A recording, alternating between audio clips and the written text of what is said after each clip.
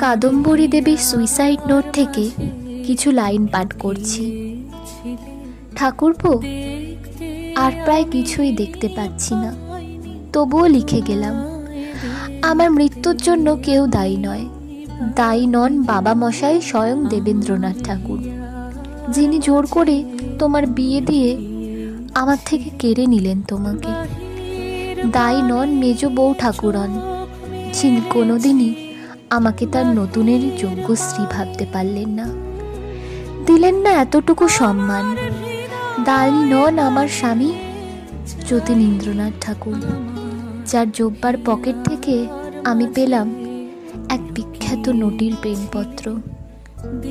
দায়ী নয় তুমিও রবি, তোমার জীবনে শুরু হলো নতুন খেলা।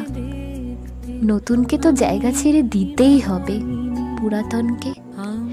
তুমিই তো লিখেছ, ঢাকো তবে ঢাকো মুখ, নিয়ে যাও দুঃখ সুখ, চেও না ফিরে ফিরে।